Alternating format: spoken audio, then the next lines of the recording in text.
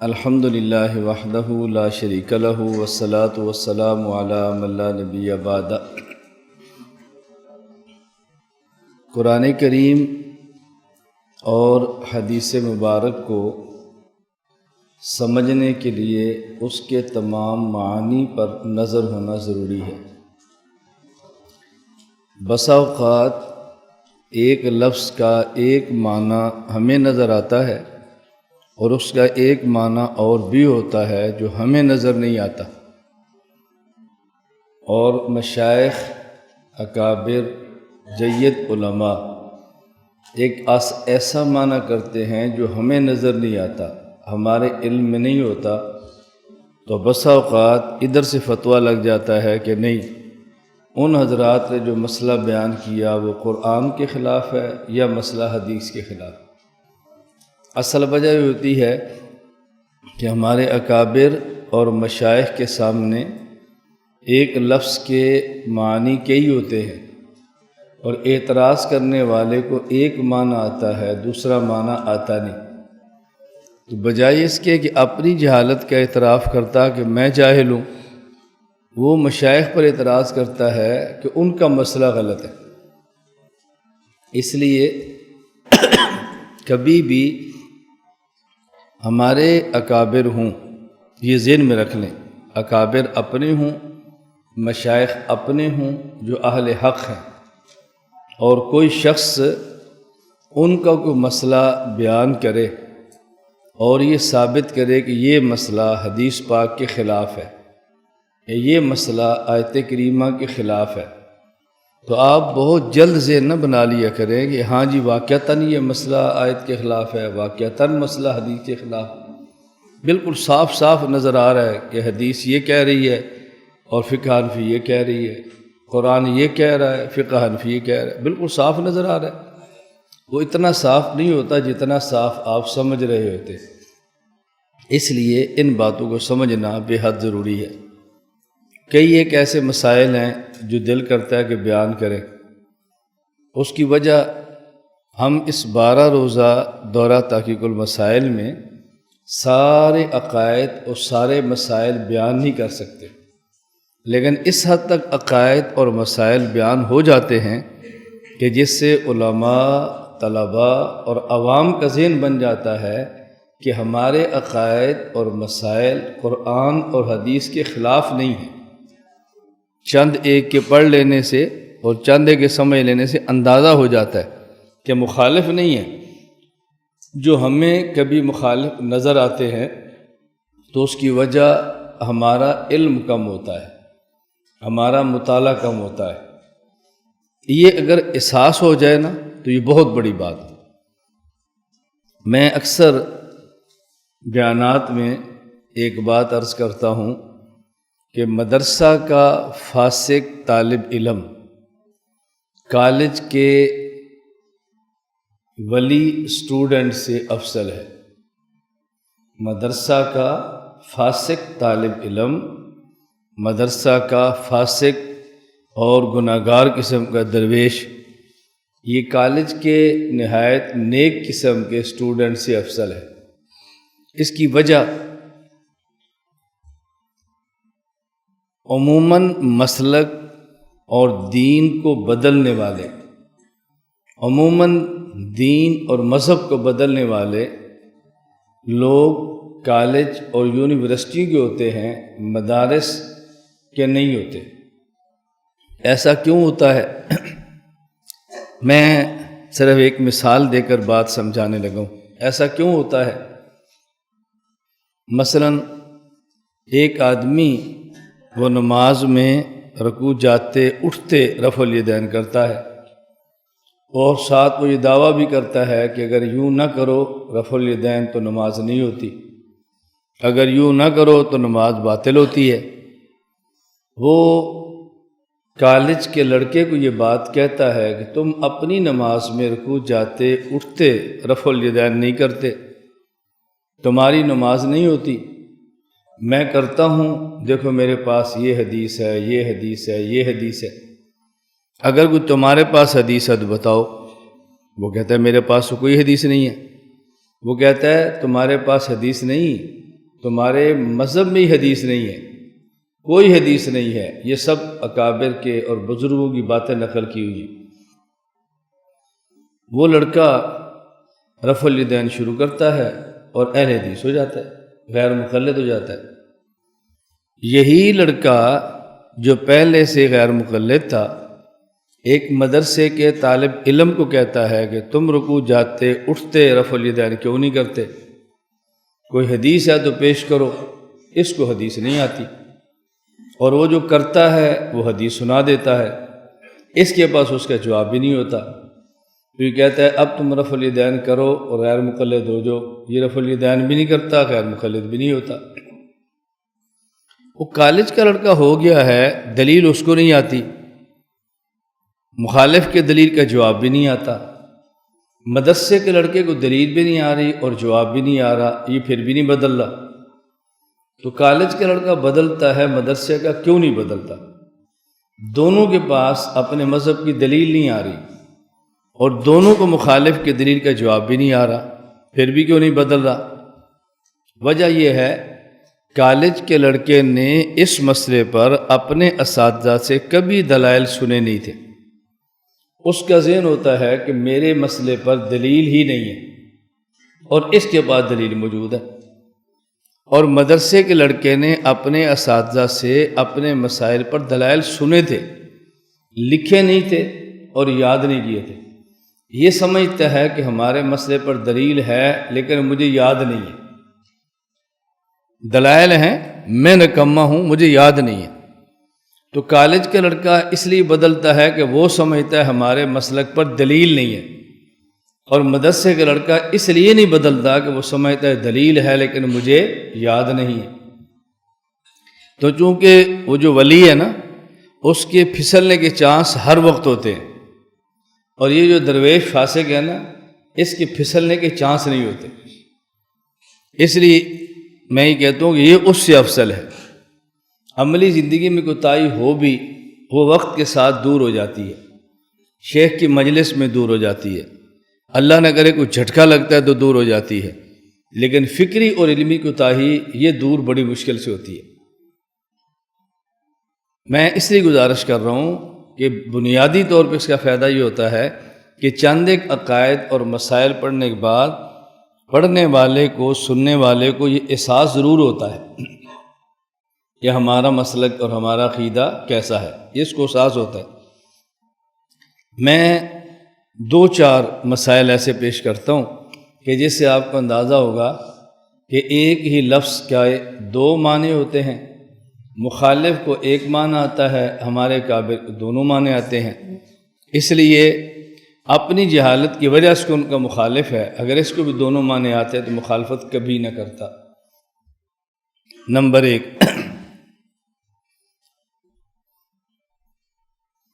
اس وقت یہ جو میرے ہاتھ میں کتاب ہے، یہ دیکھیں، تحذیر الناس، حضرت مولانا محمد قاسم نانوتوی رحمۃ اللہ علیہ کتاب ہے، تحذیر الناس من انکار اثر ابن عباس رضی اللہ تعالی عنہما۔ حضرت عبداللہ بن عباس رضی اللہ تعالیٰ عنہما کے ایک ارشاد ہے، حضرت مولانا قاسم نانوتوی رحمۃ اللہ علیہ نے اس ارشاد کی وضاحت فرمائی ہے، اور تقریباً یہ 62 صفحات پر مشتمل یہ کتاب ہے، نانوتوی رحمۃ اللہ علیہ، مارکۃ الآراء کتاب ہے۔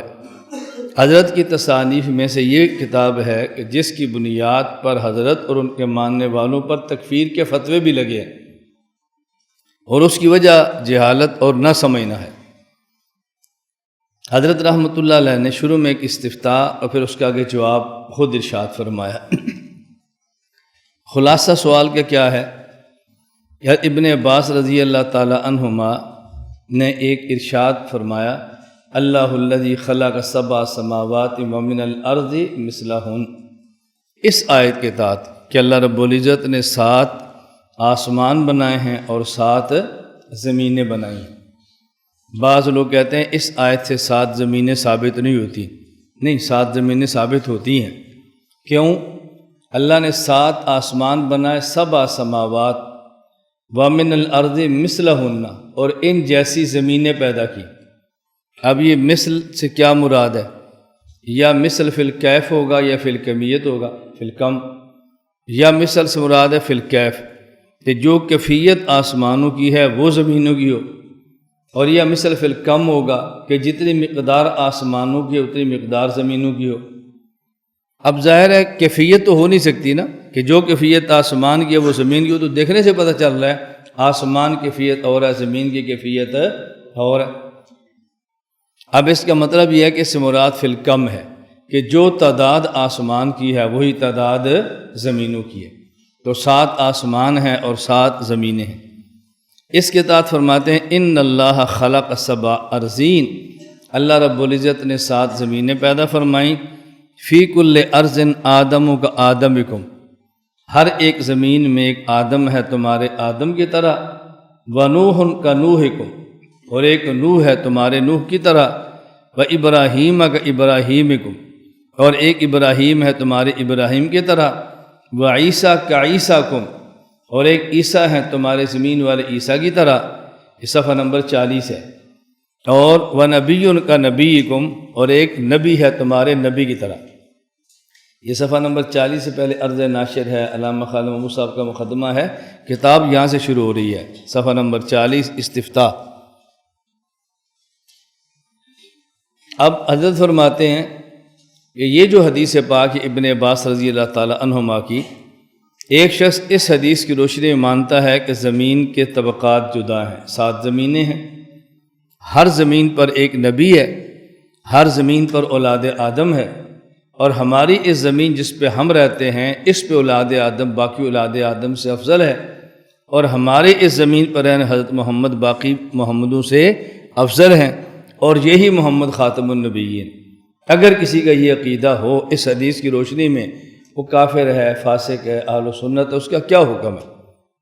باوجود اس کے وہ کہتا ہے میں یہ مانتا ہوں، اور اگر حدیث سے دلیل قطعی سے اس کے خلاف ثابت ہو جائے کہ 7 زمینیں نہیں ہیں، ہر زمین پہ آدم نہیں ہے، میں اس کو بھی مان لوں گا، لیکن اس حدیث کی روشنی میں مانتا ہوں کہ ہر زمین پر آدم بھی ہے، نوح بھی ہے، ابراہیم بھی ہے، عیسیٰ بھی ہے، محمد بھی ہے، لیکن خاتم النبیین حضرت محمد صلی اللہ علیہ وسلم وہ ہے جو آخری زمین پر ہیں۔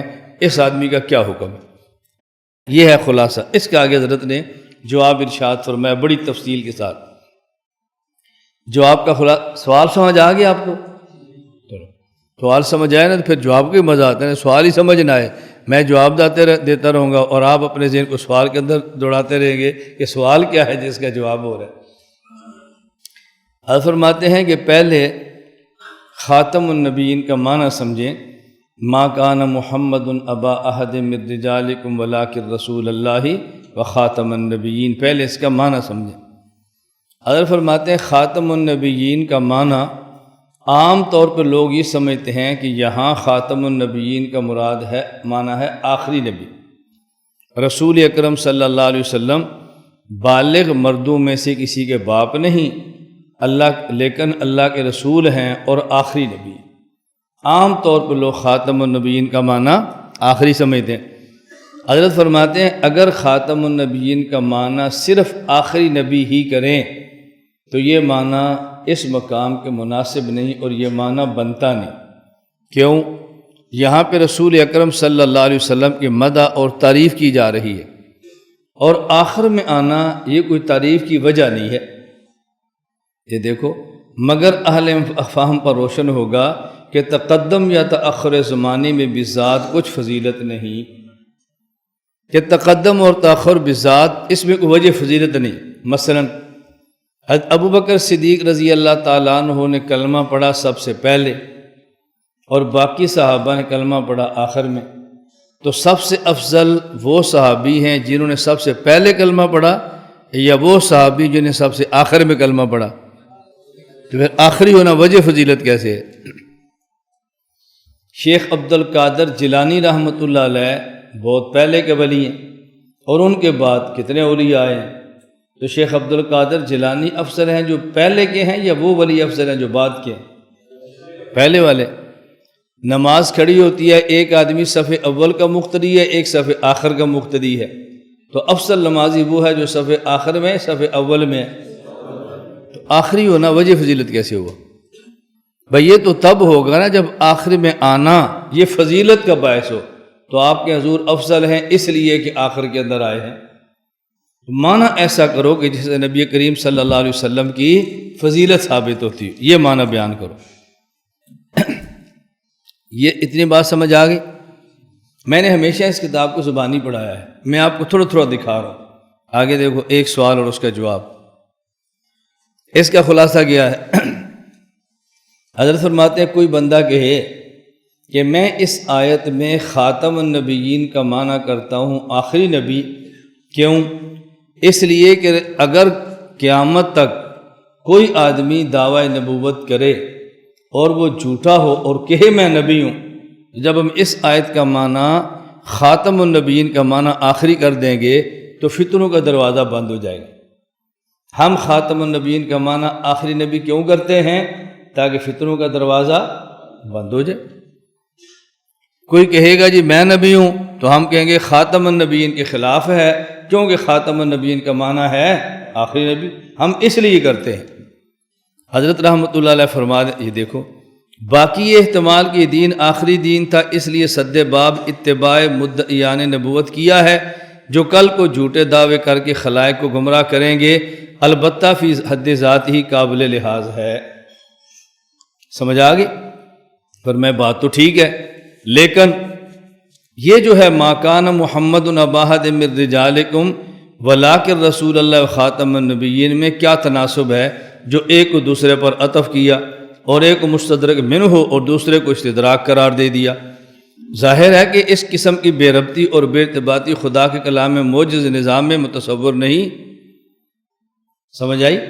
یہی بات ہے جو کہتے ہیں نوتوی کا کلام سمجھ نہیں آتا نا، بہت مشکل ہے۔ حضرت فرماتے ہیں اگر یہ معنی کر لیا جائے، چلو یہ تو مان لیا کہ فطرے کا دروازہ بند ہوگا، لیکن آیت کا معنی تو ٹھیک نہ ہوا۔ کیوں؟ اس آیت میں لاکن آیا ہے استدراک کے لیے، لاکن آیا ہے، لاکن ہوتا ہے استدراک کے لیے۔ استدراک کا معنی ہوتا ہے کہ لاکن سے پہلے جو کلام ہے اس کلام پر ایک اشکال پیدا ہو اور لاکن کے بعد والا کلام اس اشکال کو دور کر دے، یہ ہوتا ہے لاکن کا معنی۔ لاکن سے پہلے ہے ما کان محمد ابا احد من رجالکم، کہ رسول اکرم صلی اللہ علیہ وسلم کا ایسا کوئی بیٹا نہیں جو بالغ ہوا ہو اور رجل تک پہنچا ہو، ایسا کوئی بیٹا نہیں۔ نبی کریم صلی اللہ علیہ وسلم کسی بالغ نرینہ اولاد کے باپ نہیں۔ شبہ کیا ہے؟ کہ حضور پاک کی جسمانی اولاد بالغ تو نہیں ہے جو حضور پاک کا دفاع کرے گی، کیا حضور پاک کی روحانی اولاد بھی نہیں ہے یا روحانی اولاد ہے؟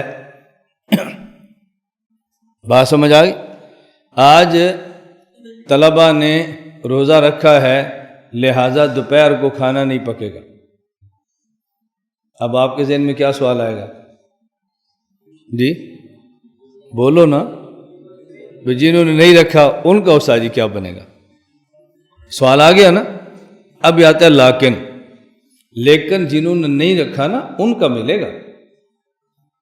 یہ لاکن سے پہلے والے کلام پہ جو سوال ہے نا، یہ لاکن کے بعد والا کلام اس پائی کو، اس اشکال کو دور کر رہا ہے۔ اور لاکن کا معنی سمجھ گئے؟ ما کان محمد ابا احد من رجالکم، رسول اللہ صلی اللہ علیہ وسلم کی کوئی نرینہ جسمانی اولاد نہیں ہے۔ شبہ کیا ہے؟ کیا روحانی اولاد ہے یا نہیں؟ فرمایا ولیکن رسول اللہ، ہاں روحانی اولاد ہے۔ یہ کس نے دور کیا؟ رسول اللہ نے، کیونکہ حضرت محمد اللہ کے رسول ہیں، اور جو شخص رسول کا کلمہ پڑھتا ہے وہ رسول کی روحانی اولاد ہوتا ہے، اس لیے آپ کی روحانی اولاد ہے۔ یہ رسول اللہ سے شبہ دور ہو گیا۔ وہ خاتم النبیین، یہ خاتم النبیین کا عطف ہے رسول اللہ پر، لیکن آپ اللہ کے رسول ہیں اور خاتم النبیین بھی ہیں۔ رسول اللہ سے تو شبہ دور ہو گیا نا، اب خاتم النبیین کیوں ہے؟ آپ خاتم النبیین کا معنی کرتے ہیں کہ حضور اللہ کے رسول ہیں اور آخری نبی ہیں، اس آخری نبی والے ترجمے سے شبہ کیسے دور ہوا؟ شبہ تو لفظ رسول سے دور ہو گیا ہے۔ اب یہ خاتم النبیین کا تب رسول اللہ پر کیوں ہے؟ تو کلام بے ربط ہو جائے گا۔ سمجھ آ رہی بات آپ کو؟ اس لیے فرماتے ہیں اگر سد باب مذکور منظور ہی تھا تو اس کے لیے اور 20 موقع تھے۔ بھائی اگر فتنے کا دروازہ بند کرنا ہے کہ کوئی بندہ بعد میں نبی ہونے کا دعویٰ نہ کرے تو اس کے لیے خاتم النبیین کا معنی آخری نبی کرنے کی بجائے اور بھی آیتیں ہیں، اور بھی حدیثیں ہیں، اور نصوص موجود ہیں۔ اس کے لیے آپ آخری نبی معنی تو تب کریں کہ جب لاکنہ موجود ہے اور معنی آیت کا ٹھیک ہو جائے۔ آخری نبی کریں گے فتنے کا دروازہ بند ہوگا لیکن آیت کا معنی ٹھیک نہیں ہوگا، تو فتنے کا دروازہ کسی اور آیت سے بند کر دیں۔ یہ تو مقام مدح ہے، ایسا معنی بیان کرو کہ جس سے مدح بھی ہو جائے اور فتنے کا دروازہ بھی بند ہو جائے۔ یہ دیکھو آگے، بلکہ بنا خاتمیت اور بات پر ہے جس سے تأخر زمانی اور سد باب مذکور خود بخود لازم آ جاتا ہے اور فضیلت نبی دو بالا ہو جاتی ہے۔ میں اس لیے کہہ رہا ہوں کہ خاتم النبیین کا ایسا معنی کریں کہ جس سے اس فتنے کا دروازہ بھی بند ہو جائے کہ کوئی حضور کے بعد کہے میں نبی ہوں، یہ بھی بند ہو جائے اور اللہ کے نبی کی ایسے فضیلت اور مدح بھی نظر آئے، ایسا معنی بیان کرو۔ سمجھ آ گئی؟ اگر آپ صرف ایسا معنی بیان کرتے ہیں کہ جس سے حضور کا آخری نبی ہونا لازم آئے، ایک تو مدح نہیں ہوگی، نمبر 2 لاکنہ چونکہ استدراک کے لیے آیت کا معنی ٹھیک نہیں ہوگا، بے ربط ہوگا۔ اس لیے بہتر ہے کہ یہاں ایسا معنی بیان کرو جیسے تاخر زمانی آپ کا آخری نبی ہونا بھی ثابت ہو جائے، لاکنہ والے استدراک کا معنی بھی ٹھیک ہو جائے اور اللہ کے نبی کی فضیلت اور مدح بھی نظر آ جائے۔ یہ بات سمجھ آ گئی؟ اب وہ نظر کیسے آئے گی اس پہ حضرت نے بات کی ہے۔ تفصیل اس اجمال کی یہ ہے کہ موصوف بالعرض کا قصہ موصوف بالذات پر ختم ہو جاتا ہے، جیسے موصوف بالعرض کا وصف موصوف بالذات سے مکتسب ہوتا ہے۔ موصوف بالذات کا وصف جس کا ذاتی ہونا اور غیر مکتسب من الغیر ہونے سے بالذات ہی سے مفہوم ہے، کسی غیر سے مکتسب اور مستعار نہیں ہوتا۔ مثال درکار ہے تو لیجئے۔ دیکھو نرتوی کا طرز کیا ہے، مثال درکار ہے تو لیجئے۔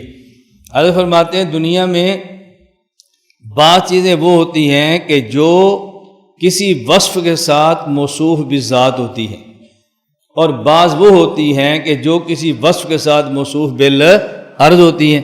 آگے نے مثال دی ہے، جیسے سورج نکلتا ہے تو دیوار پر روشنی آتی ہے۔ اب سورج کی جو روشنی ہے یہ سورج کی ذاتی ہے، اور جو دیوار پر روشنی ہے یہ روشنی عرضی ہے۔ یہ بات سمجھ آ گئی؟ تو سورج موصوف بالضیاء بالذات ہوگا اور دیوار موصوف بالضیاء یہ بالعرض ہوگی، اور موصوف بالعرض کا قصہ موصوف بالذات پر ختم ہوتا ہے۔ اس کا معنی سورج موصوف بالذات ہے اور دیوار موصوف بالعرض ہے، تو روشنی سورج سے نکلتی ہے، دیوار پہ پڑتی ہے اور واپس سورج پر جا کر ختم ہو جاتی ہے۔ وہ نہ سمجھ آئے نا، تو میں آج کے دور میں مثال دیتا ہوں، جیسے آپ ٹارچ جلائیں اور دیوار پر روشنی لگے، ٹارچ جلائی ہے تو روشنی دیوار پر گئی ہے، اور جب آپ نے ٹارچ بند کیا تو روشنی ختم ہو گئی ہے یا ٹارچ میں واپس آ گئی ہے؟ واپس آ گئی ہے نا۔ اس لیے ہم کہیں گے یہ موصوف بالذات ہے، وہ موصوف بالعرض ہے، تو جہاں سے روشنی شروع ہوئی تھی وہیں پر جا کر ختم ہو گئی۔ یہ فرماتے ہیں کہ موصوف بالعرض کا قصہ موصوف بالذات پر جا کر ختم ہوتا ہے۔ تو بالذات کی صفت بلا واسطہ ہوتی ہے اور بالعرض کی صفت بالواسطہ ہوتی ہے، بواسطہ۔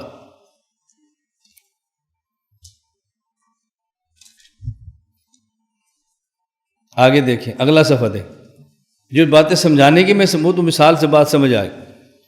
اسی طور رسول اللہ صلی اللہ علیہ وسلم کی خاتمیت کو تصور فرمائیے، یعنی آپ موصوف بوصف نبوت بالذات ہیں، سوا آپ کے اور نبی موصوف بوصف نبوت بالعرض۔ اوروں کی نبوت آپ کا فیض ہے، پر آپ کی نبوت کسی اور کا فیض نہیں۔ آپ پر سلسلہ نبوت مختتم ہو جاتا ہے، غرض آپ جیسے نبی الامت ہیں ایسے ہی نبی الانبیاء بھی ہیں۔ حضور کو سارے نبی الانبیاء کہتے ہیں نا، بولو۔ تو پھر حضرت ننوتوی پر کے اعتراض ہے کہ یہ تفرد کر رہے، تو سب کہہ رہے نبی الانبیاء ہیں۔ یہ جو ہمارے یہاں معروف ہے کہ حضرت اس میں تفرد ہے حضرت کا، نبی الانبیاء تو سارے کہہ رہے ہیں، تو پھر تفرد کیسے ہوا؟ فرق کیا تھا؟ کوئی نبی الانبیاء کہہ رہا ہے اور معنی نہیں سمجھ رہا، ننوتوی نبی انبیاء فرما رہے ہیں اور معنی بھی سمجھ رہے ہیں۔ فرق صرف اتنا ہے، کوئی رٹی رٹائی بات کہہ رہے ہیں آپ نبی الانبیاء ہیں، سمجھ نہیں آ رہی، اور حضرت فرما بھی رہے ہیں اور سمجھ بھی رہے ہیں اور الحمدللہ سمجھا بھی رہے ہیں۔ حضرت فرماتے ہیں کہ باقی انبیاء کی نبوت بالعرض ہے، ہمارے نبی پاک کی نبوت بذات ہے۔ باقی انبیاء موصوف بوصف نبوت بالعرض ہیں، ہمارے نبی پاک موصوف بوصف نبوت بالذات ہیں۔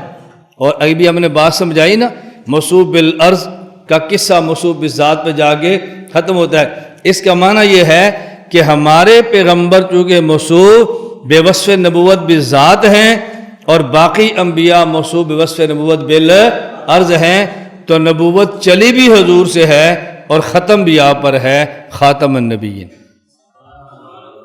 آپ سمجھ آئی؟ چلی بھی آپ سے ہے اور ختم بھی، یہ ہے خاتم النبیین۔ تو حضرت فرماتے ہیں یہاں خاتم النبیین سے مراد یہ ہے کہ خاتمیت ایک جنس ہے، اس کی دو نوع ہیں، ایک ہے خاتمیت ذاتیہ اور ایک ہے خاتمیت زمانیہ۔ ہمارے پیغمبر خاتم النبیین کا معنی کہ آپ کی نبوت ذاتی ہے، چلی بھی آپ سے ہے، ختم بھی آپ پر ہے، چلی بھی آپ سے اور ختم بھی آپ پر ہے۔ اب دیکھنا اللہ کے نبی صلی اللہ علیہ وسلم کی مدح کیسے ہو رہی ہے، سبحان اللہ۔ یہ لا کے نہ کا استدراک بھی کیسے حل ہو رہا ہے، اور رسول اکرم صلی اللہ علیہ وسلم استدراک کے ساتھ آپ کی مسئلہ کیسے حل ہوتا ہے۔ حضرت جی کو بڑی تفصیل سے بات فرمائی ہے نا، اور میں ایک ایک جگہ کھولتا جاؤں گا تو بات بہت لمبی ہوگی، 2 صفحے بھی پورے نہیں ہونے تو ہمارا گھنٹہ پورا ہو جانا ہے، اس لیے میں خلاصہ نقل کر رہا ہوں۔ اب دیکھنا، لا کنہ استدراک کے لیے آتا ہے، تو آپ اللہ کے رسول ہیں، اس کا معنی کہ آپ روحانی باپ ہیں۔ اس کا مطلب کیا ہے کہ جو آدمی کلمہ پڑھ کے ایمان لاتا ہے اس کا ایمان نسل ہوتا ہے، اور جس پر ایمان لائیں اور جس کا کلمہ پڑھیں اس کا ایمان اصل ہوتا ہے۔ اصل باپ ہوتا ہے اور نسل اولاد ہوتی ہے۔ ولیکن رسول اللہ، حضور چونکہ اللہ کے رسول ہیں، امت آپ پر ایمان لاتی ہے، اس لیے امت کا ایمان نسل ہے، اور آپ پر ایمان لاتی ہے تو آپ کا ایمان اصل ہے۔ آپ کا ایمان بمنزلہ والد کے ہے اور امت کا ایمان بمنزلہ اولاد کے ہے۔ تو نبی پاک روحانی باپ ہوئے اور امت روحانی اولاد ہوئی۔ وخاتم النبیین لتؤمنن بہ وخاتم النبیین، آپ صرف رسول اللہ نہیں ہیں، خاتم النبیین ہیں۔ خاتم النبیین کا معنی، اور خاتم النبیین کا معنی آپ کی نبوت ذاتی ہے۔ اس کا معنی کہ باقی انبیاء بھی آپ پہ ایمان لاتے ہیں، تو جب باقی انبیاء بھی آپ پر ایمان لاتے ہیں تو مطلب یہ ہوگا کہ اللہ کے نبی کا ایمان اصل ہے اور باقی انبیاء کا ایمان نسل ہے۔ حضور پاک کا ایمان بمنزلہ والد کے ہے اور باقی انبیاء کا ایمان بمنزلہ اولاد کے ہے، لہذا اللہ کے نبی روحانی باپ ہیں، صرف امت کے لیے نہیں بلکہ روحانی باپ ہیں اور نبیوں کے لیے۔ یہ جو ماں کا نا محمد نباہد پہ شبہ ہو رہا تھا نا کہ حضور کی جسمانی اولاد تو نہیں، آیا روحانی اولاد ہے یا نہیں؟ فرمایا ایسی روحانی اولاد ہے کہ رسول اللہ، یہ اللہ کے رسول ہیں، ان کی امت ان کی روحانی اولاد ہے۔ وخاتم النبیین، ان کی نبوت ذاتی ہے، انبیاء بھی ان کی روحانی اولاد ہے۔ ارے تمہیں شک ہے کہ حضور کا دفاع کون کرے گا؟ جسمانی اولاد نہیں ہے تو روحانی اولاد ہے جو دفاع کرے گی۔ فرمایا ایسی روحانی اولاد ہے رسول اللہ، رسول اللہ، یہ پیغمبر اللہ کے نبی ہیں، جو کلمہ پڑھتا جائے گا ان کی روحانی اولاد بنتا جائے گا۔ یہ اب ہیں اور کلمہ گو ان کی روحانی اولاد ہے، یہ نہیں ہوں گے، رسول اللہ پھر بھی ہوں گے، امت ان کی روحانی اولاد ہوگی، وہ خاتم النبیین، اور جب یہ نہیں تھے نبیوں نے کلمہ پڑھا ان کی روحانی اولاد تب بھی تھی۔ تم کہتے ہو جسمانی اولاد نہیں تو روحانی اولاد ہے یا نہیں؟ یہ تو ایسے روحانی باپ ہیں کہ جب باپ ہے اولاد تب بھی ہے، جب باپ نہیں ہوگا اولاد تب بھی ہوگی، اور جب یہ روحانی باپ نہیں تھا اولاد تب بھی تھی۔ حضور کی مدح ہو رہی ہے کہ نہیں ہو رہی؟ مدح ہو رہی ہے کہ نہیں؟ حضرت فرماتے ایسا معنی بیان کرو کہ جیسے پتہ چلے کہ مقام مدح ہے، اور لاکنہ کا استدراک بھی سمجھ آئے۔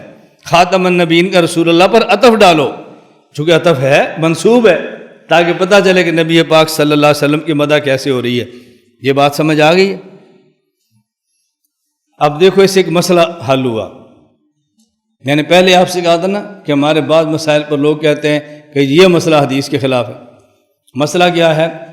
خامند فوت ہو جائے تو بیوی اپنے شوہر کو غسل دے سکتی ہے، اور بیوی فوت ہو جائے تو شوہر اپنی بیوی کو غسل دے نہیں سکتا۔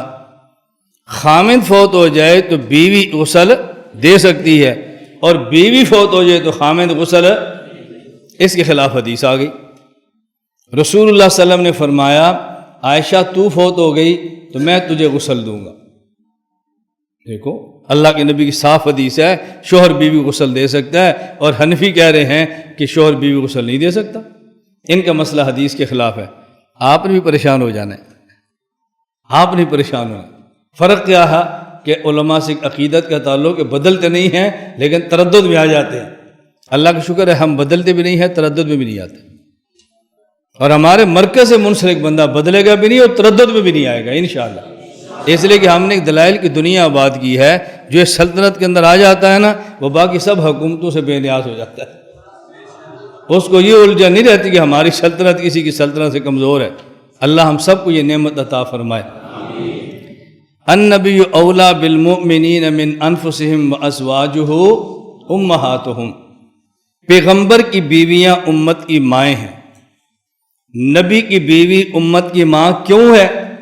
اس لیے کہ نبی خود پیغمبر کے باپ ہیں۔ اگر رسول اللہ صلی اللہ علیہ وسلم امت کے باپ نہ ہوتے تو اللہ کے نبی کی بیوی امت کی ماں نہ ہوتی۔ پیغمبر کی بیوی امت کی ماں کیوں ہے؟ اس لیے کہ پیغمبر خود امت کے باپ ہیں۔ پیغمبر کی بیوی سے امتی مرد کا نکاح نہیں ہو سکتا، پیغمبر کی بیوی سے امتی مرد کا نکاح نہیں ہو سکتا۔ میں آپ سے دلیل پوچھتا ہوں کیوں نہیں ہو سکتا؟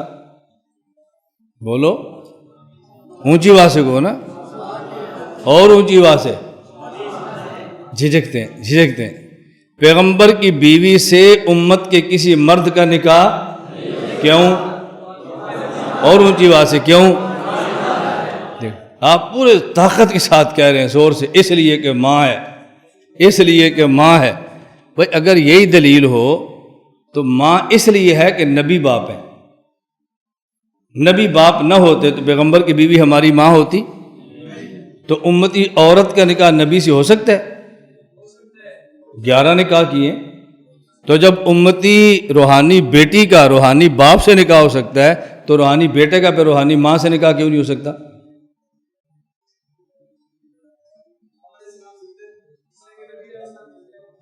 بھائی جب نبی پاک نے امت سے نکاح کیا تو نبی پاک زندہ نہیں تھے؟ اب دلیل کیوں نہیں سمجھ رہے؟ میں یہ کہہ رہا ہوں جب پیغمبر کا نکاح روحانی بیٹی سے ہو سکتا ہے تو نبی کی بیوی کا نکاح روحانی بیٹے سے کیوں نہیں ہو سکتا؟ سمجھ آ رہی ہے بات؟ اب ہم یہ مسئلہ ٹھیک بتاتے ہیں کہ پیغمبر کی بیوی امت کی ماں ہے، یہ مسئلہ بھی ٹھیک بتاتے ہیں کہ پیغمبر کی بیوی سے امتی مرد کا نکاح نہیں ہو سکتا، یہ دلیل غلط دیتے ہیں اس لیے نہیں ہو سکتا کہ امت کی ماں ہے۔ بات سمجھ آئی؟ اس لیے جب باپ کا ہو سکتا ہے بیٹی سے روحانی سے تو پھر ماں کا روحانی بیٹے سے کیوں نہیں ہو سکتا؟ آپ دلیل کیا پیش کریں گے؟ استاد روحانی باپ ہے اور شاگرد روحانی بیٹا ہے، استاد مر جائے شاگرد اس کی بیٹی سے نکاح کرنا چاہے تو کر سکتا ہے، روحانی ماں ہے۔ پیر باپ ہے اور مرید روحانی بیٹا ہے، پیر مر جائے اس کی بیوی سے روحانی بیٹا نکاح کرنا چاہے تو کر سکتا ہے، حالانکہ روحانی بیٹا ہے۔ بات سمجھنا، جب امتی فوت ہو جائے تو امتی کی بیوی عدت تک وہ نکاح میں ہوتی ہے، وہ اپنے شوہر کو غسل اس لیے دے سکتی ہے کہ اس کے نکاح میں ہے، اجنبی نہیں ہے۔ اور جب بیوی فوت ہو جائے وہ مرتے ہی شوہر کے نکاح سے نکل جاتی ہے، اس لیے اب شوہر اس کو غسل نہیں دے سکتا کہ وہ اس کے لیے اجنبی بن گئی ہے۔ یہ مرتے ہی نکاح سے نکل گئی، اس پہ دلیل یہ ہے اگر کسی کی 4 بیویاں ہوں اور ایک بیوی فوت ہو جائے، اس کے فوت ہونے کے بعد اس کے جنازے سے پہلے بھی اگر شوہر کسی اور سے نکاح کرنا چاہے تو کر سکتا ہے، اس کا معنی کہ وہ نکاح سے نکل گئی۔ پیغمبر اگر فوت ہو جائیں تو پیغمبر کی بیوی پیغمبر کی وفات کے بعد بھی ان کی بیوی ہے، لہٰذا اپنے شوہر کو غسل دے سکتی ہے۔ نبی زندہ ہوں اور بیوی فوت ہو جائے تو وفات کے باوجود بھی وہ نبی کی بیوی ہے، اس لیے پیغمبر اس کو غسل دے سکتا ہے۔ تو امتی کی بیوی مرتے ہی نکاح سے نکل جاتی ہے، اس لیے اس کو غسل نہیں دے سکتا، اور پیغمبر کی بیوی فوت ہونے کے باوجود پیغمبر کی بیوی ہی رہتی ہے، اس لیے پیغمبر غسل دینا چاہے تو دے سکتا ہے۔ اب یہ حدیث ہمارے خلاف ہے؟ نہیں ہمارے خلاف، اس میں حرج کی بات کون سی ہے؟ باقی ہم اس پہ دلیل کیا پیش کریں کہ جی پیغمبر کی بیوی سے امت کا نکاح نہیں ہو سکتا؟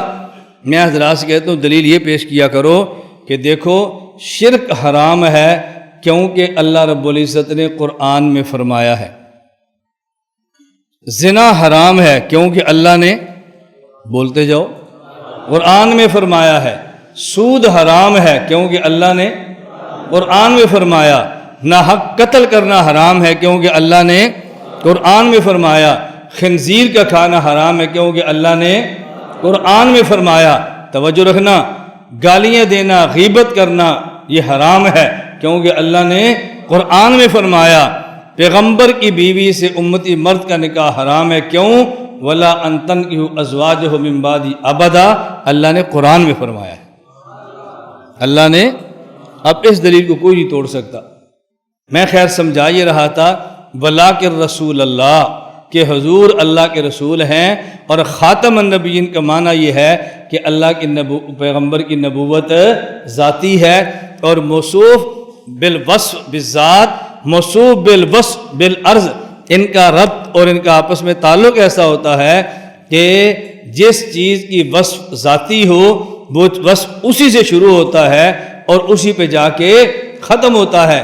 خاتم النبیین کا معنی یہ ہے کہ نبوت شروع بھی ہمارے پیغمبر سے ہے اور ختم بھی ہمارے پیغمبر پر ہے، یہ ہے خاتم النبیین کا معنی۔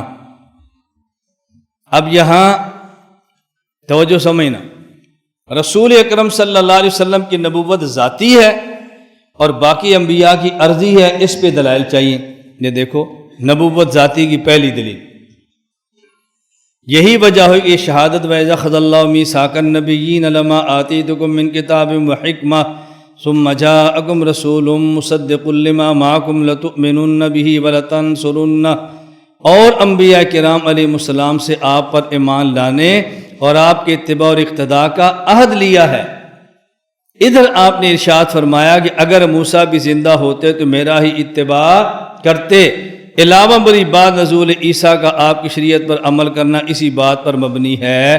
نبوت ذاتی کی دوسری دلیل۔ پہلی دلیل سمجھ آ گئی ہے؟ بولو، نہیں سمجھ آ گئی ہے یا پڑھ لی ہے؟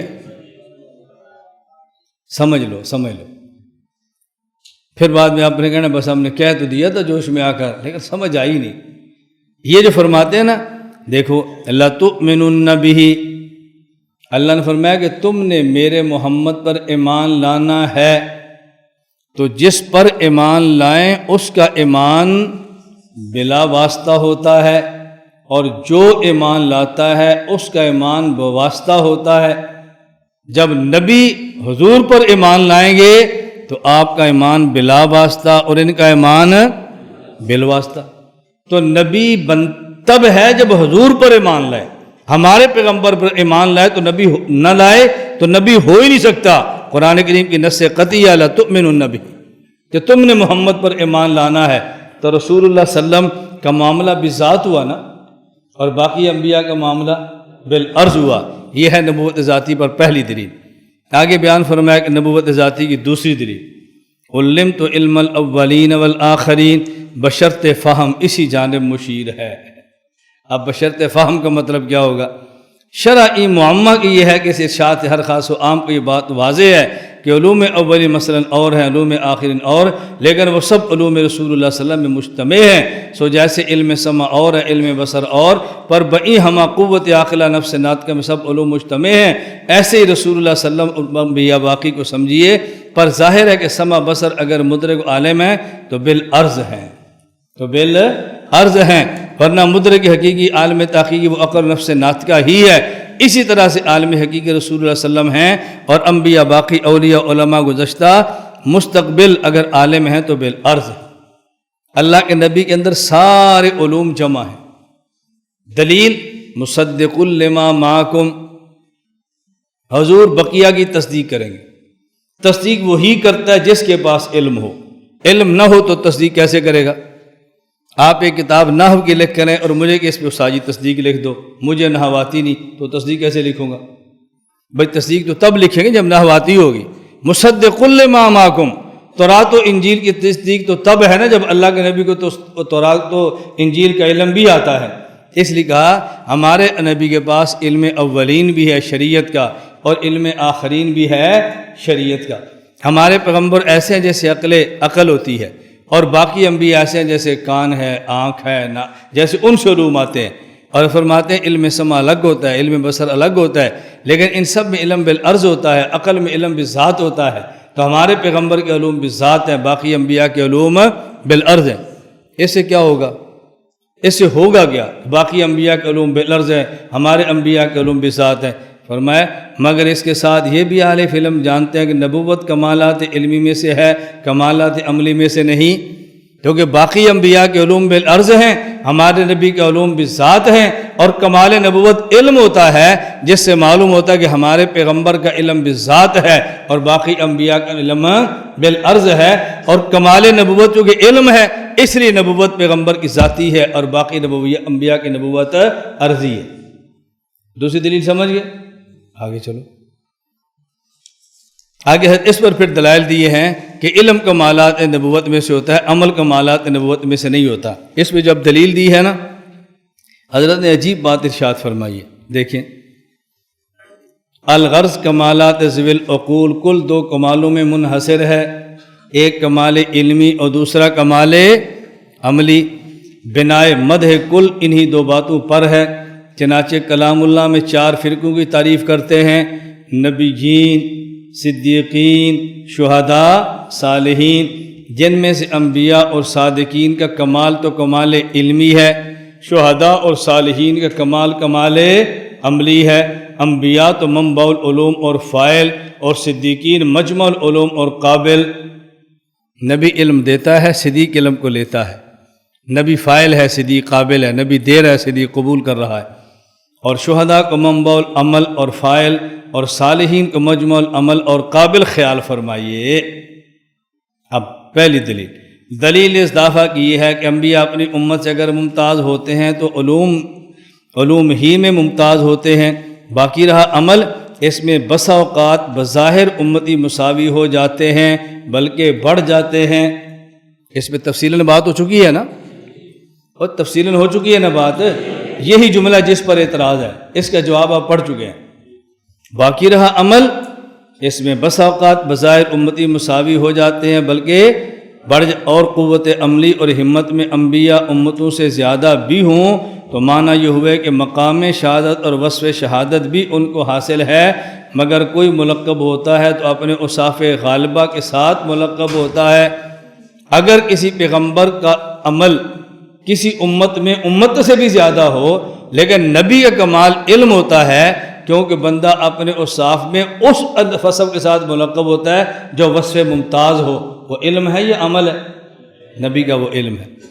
جیسے مرزا جانا صاحب، شاہ غلام علی صاحب، شاہ ولی اللہ صاحب، شاہ عبدالعزیز، چاروں صاحب جامع بین الفقر و علم تھے، پر مرزا صاحب اور شاہ صاحب تو فقیری میں مشہور ہوئے.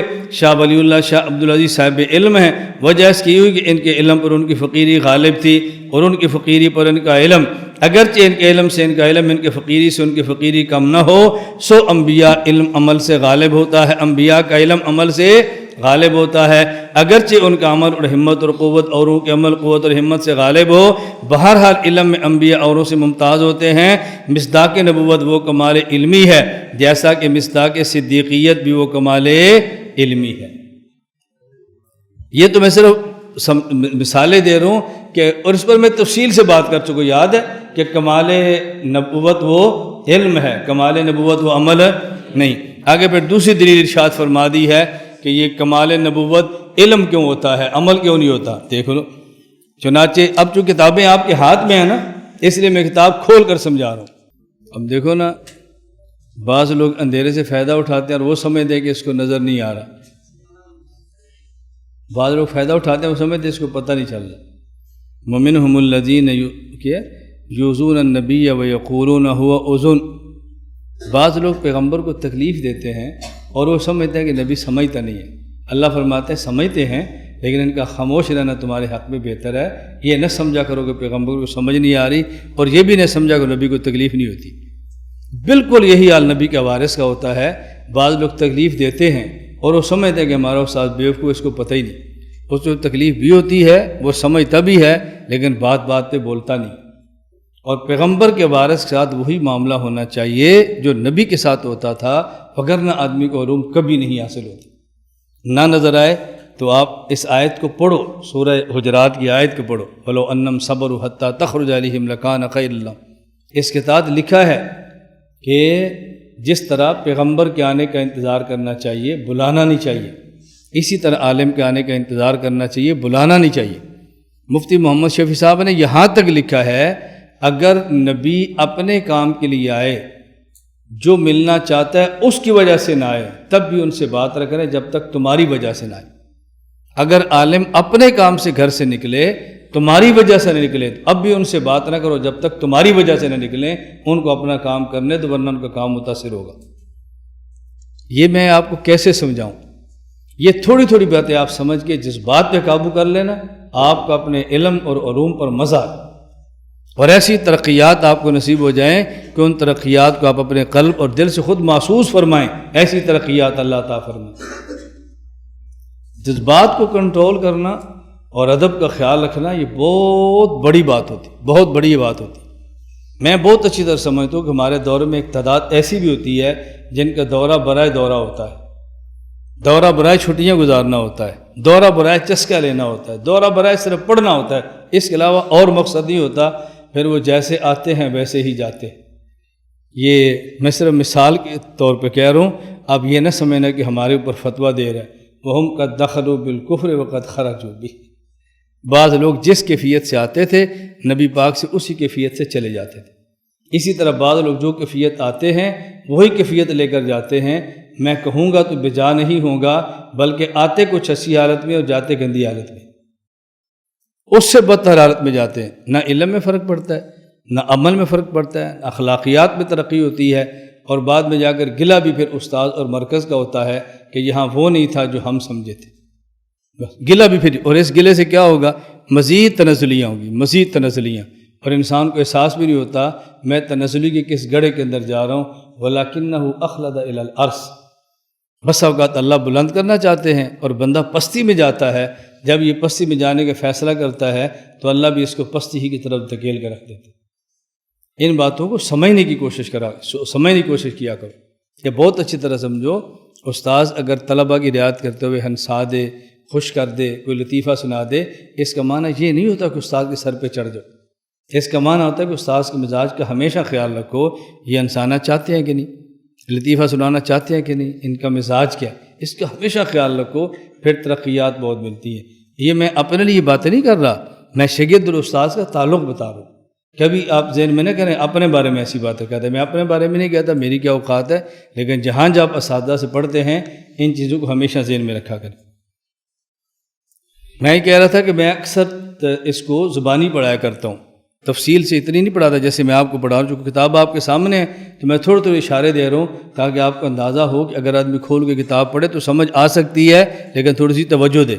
دیکھو دوسری دلیل، چنانچہ لفظ نبأ صدق بھی ماخذ اوصاف مذکورہ ہے، مذکورہ اس بات پر شاہد ہے، نبأ خود خبر کو کہتے ہیں، نبی نبأ سے ہے اور نبأ خبر کو کہتے ہیں۔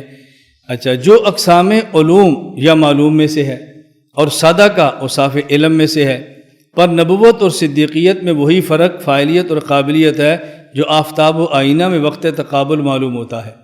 اور فرماتے ہیں یہ علم کمالات نبوت میں سے دلیل نبی نبأ سے ہے، نبأ خبر کو کہتے ہیں جو اقسام علوم میں سے ہے، صدیق صدقن سے ہے اور یہ اوصاف علوم میں سے ہے، تو معلوم ہوتا ہے کہ صدیقیت اور نبوت کا اصل کمال وہ علم ہے۔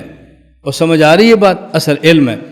اچھا، اور فاعلیت اور قابلیت کا فرق کیا ہے؟ جیسے آفتاب اور آئینہ ہے، سامنے آفتاب ہو ادھر آئینہ ہو، تو جیسے آفتاب چڑھتا ہے آئینہ اس کو کنٹرول کرتا ہے، اس طرح جب صدیق نبی کے سامنے ہوتا ہے تو علوم نبوت کو عکس کرتا ہے صدیق کا مثال، صدیق کا قلب اس کو عکس کرتا ہے۔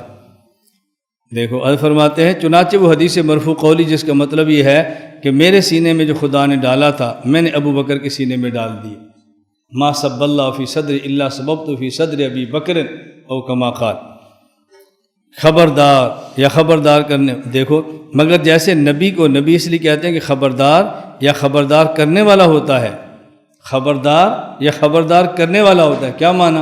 یا وہ باخبر ہوتا ہے یا دوسروں خبردار کرتا ہے۔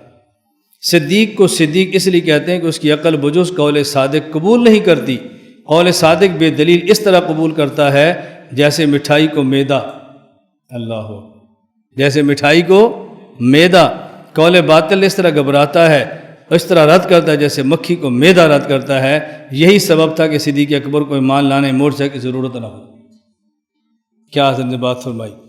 صدیق سچی بات کو بلا دلیل، بات دلیل نہیں مانگتا، بات سچی ہو صدیق دلیل بھی نہیں مانگتا، فوراً قبول کرتا ہے، کیوں؟ جس طرح میدا مٹھائی کو قبول کرتا ہے، اور صدیق جھوٹی بات کو ایسے رد کرتا ہے جیسے میدا مکھی کو رد کر دیتا ہے۔ آپ نے کبھی دیکھا اگر منہ میں مکھی ہے تو نیچے جاتی ہے؟ نہیں، میدا قبول ہی نہیں کرتا۔ اس طرح صدیق جھوٹ کو قبول ہی نہیں کرتا، اور میدا مٹھائی کو قبول کرتا ہے، مرچ قبول، جتنی بھی ہماری غذائیں ہیں اس کے اندر اتنی مقدار میں مٹھاس ہوتی ہے جتنی میدے کو چاہیے، اس لیے میدا خوراک قبول کرتا ہے اور خوراک ہضم کر کے آگے دے دیتا ہے چونکہ اس خوراک کے اندر مٹھاس موجود ہوتی ہے۔ میرے ساتھ ایک واقعہ پیش آیا اور میں بہت تردد میں تھا اور بڑی دیر بعد مجھے سمجھ آیا۔ وہ کیا؟ میں جب پہلی بار 1994 کی بات ہے افریقہ کے سفر پہ گیا تو ہم یہ زامبیا میں لوساکا سے چوپاٹا جا رہے، میں اکیلا تھا، مجھ سے پہلے ایک مولانا وہاں پہنچے تھے، تو مجھے بتایا کہ آپ لوساکا سے چوپاٹا جائیں گے اور کوچ پر جائیں گے، رستے میں فلاں ایک شہر آئے گا، فلاں میزبان کھڑے ہوں گے، آپ کو اتار لیں گے اور کھانا کھائیں گے، آگے وہ کار پہ چھوڑ آئیں گے۔ میں نے کہا ٹھیک۔ جب آگے ہم اترے دسترخوان لگا تھا، کھانے کے لیے بیٹھے، یہ میری افریقہ کی باضابطہ پہلی دعوت تھی، لوساکا سے چوپاٹا جاتے ہوئے رستے میں باضابطہ دعوت پہلے۔ اب دسترخوان لگا ہوا تھا، وہاں انڈیا کے گجرات والے بہت ہیں گجراتی، تو دسترخوان پہ اور چیزیں بھی ہیں اور میٹھا پڑا ہوا ہے۔ ان کی عادت ہے کہ وہ سب سے پہلے میٹھا کھاتے ہیں اور بعد میں کھانا کھاتے ہیں۔ یہ آج بھی گجراتیوں کے دسترخوان میں ہندوستان، اور جو گجراتی ہندوستان سے باہر ممالک میں رہتے ہیں، مجھے جہاں تک ان کے دسترخوان پہ جانے کا موقع ملا تو پہلے میٹھا کھاتے ہیں اور پھر کھانا کھاتے ہیں۔ مجھے جو بات سمجھ نہیں آ رہی تھی وہ یہ کہ ہم نے آج تک جو پڑھا وہ یہی ہے کہ پہلے کھانا کھائیں اور بعد میں میٹھا کھائیں، اور یہاں تک آج میٹھا کھانا سنت ہے، کھانے کے بعد معروف ہے نا، ہم نے آج تک یہی پڑھا بھی پہلے کھانا اور پھر میٹھا، یہاں پہلے میٹھا اور پھر کھانا۔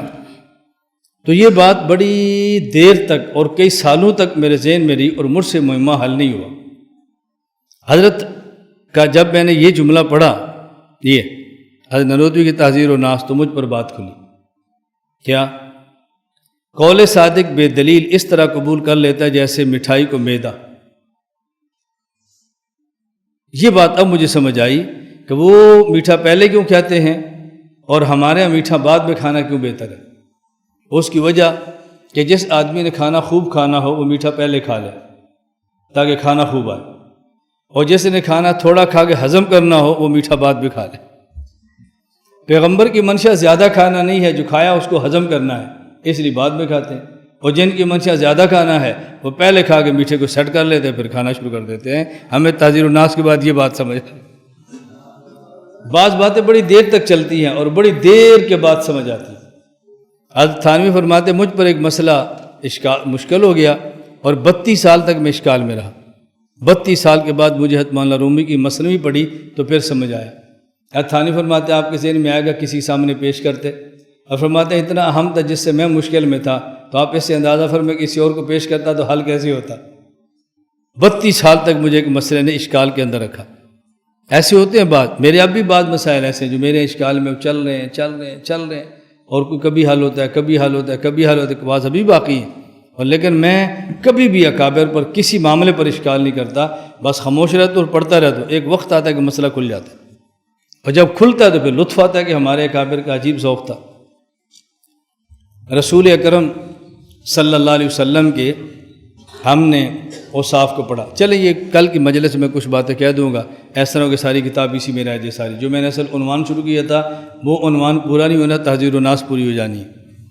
میں عرض کر رہا تھا تو خاتم النبیین کا معنی حضرت فرماتے ہیں کہ صرف آخری نہ کرو بلکہ خاتم النبیین کا معنی کرو کہ آپ کی ختم نبوت ذاتی ہے، اچھی طرح سمجھ لیں۔ اب حضرت یہ بات فرماتے ہیں کہ رسول اکرم صلی اللہ علیہ وسلم کی ایک ختم نبوت وہ ہے جسے ختم نبوت ذاتی کہتے ہیں، خاتمیت ذاتیہ، اور اس کو ختم نبوت مرتبی بھی کہتے ہیں، ختم نبوت رتبی بھی کہتے ہیں۔ بہت توجہ سے بات سمجھنا، یہ جو تحذیر الناس پہ سب سے بڑا اشکال ہے نا، میں اس کو چھیڑنے لگا ہوں۔ رسول اللہ صلی اللہ علیہ وسلم خاتم النبیین ہیں، یعنی آپ کی ختم نبوت ذاتی ہے۔ تمام انبیاء کو نبوت جو ملی وہ آپ سے ملی، خاتم النبیین کا معنی یہ ہے۔ اب حضرت فرماتے ہیں اگر حضور سے پہلے کچھ نبی ہوں اور ان کو نبوت حضور کی وجہ سے ملی ہو، اور خاتم نبوت کا معنی ختم ذاتی ہے، تو یہ ختم نبوت کے خلاف نہیں۔ اگر کوئی نبی حضور پاک کے دور میں ہو اور اس کو بھی نبوت حضور سے ملی ہو تو یہ بھی خاتم النبیین کے خلاف نہیں، اور اگر کوئی حضور کے بعد آ جائے اور اس کو بھی نبوت حضور ہی سے ملی ہو اور خاتم النبیین کا معنی ختم نبوت ذاتی ہو تو یہ بھی خاتم النبیین کے خلاف نہیں۔ یہ بات سمجھ آ گئی؟ خاتم النبیین کا معنی کیا؟ آخری، یا خاتم النبیین کا معنی ختم نبوت ذاتی؟ یہ جو ختم نبوت ذاتی ہے، خاتمیت ذاتیہ، خاتمیت رتبیہ، اگر حضور کے بعد بھی کوئی نبی آئے تو خاتمیت ذاتیہ پر فرق نہیں پڑتا، لیکن آپ کے بعد کوئی نبی کسی زمانے میں نیا نہیں آ سکتا، جس کا عقیدہ وہ آ سکتا ہے وہ کافر ہے۔ حضرت نے لکھا تحذیر الناس میں، کیوں نہیں آ سکتا؟ دلیل سمجھنا۔ فرمایا رسول اللہ صلی اللہ علیہ وسلم کے اعلان نبوت کے بعد اگر کوئی شخص آئے اور وہ کہے میں نبی ہوں تو ہمارا سوال یہ ہے کہ اس پر وحی آئی ہے یا وحی نہیں آئی؟ اگر اس پر وحی نہیں آئی وہ نبی نہیں ہے، نبی ہوتا وہ ہے جس پر وحی آئے۔ سمجھ آ رہی ہے؟ اور اگر اس پہ وحی آئی ہے تو ہمارا سوال یہ ہے وہ وحی محمد ہے، عین وحی محمد، وہی وحی ہے جو حضور پر آئی یا کوئی اور ہے؟ اگر آپ کہتے ہیں وہی نبی وحی ہے جو رسول اللہ صلی اللہ علیہ وسلم پر آئی ہے، اور وہ وحی تو قرآن کریم ہے، وہ تو ایک بار نازل ہو چکا، دوبارہ اس کا نازل ہونا کہیں سے ثابت نہیں، کوئی ثابت کر بھی نہیں سکتا، اور اگر وہی وحی دوبارہ آ رہی ہے تو وہ تو تحصیل حاصل ہے، پہلے آ گئی ہے، اس کی اب ضرورت کیا ہے؟ اور اگر کہتے ہیں نہیں اس نبی پر جو وحی آئی وہ غیر وحی محمد ہے صلی اللہ علیہ وسلم، تو یہ نبی وحی جو حضور کی وحی کے علاوہ ہے یہ وحی محمد سے اعلیٰ ہوگی، وحی محمد کے برابر ہوگی، یا وحی محمد سے ادنا ہوگی؟ اگر آپ کہتے ہیں کہ یہ وحی محمد سے اعلیٰ ہے، یہ ممکن نہیں ہے، چونکہ حضور کے وحی کا نام قرآن ہے اور وہ اعلیٰ اور افضل وحی ہے۔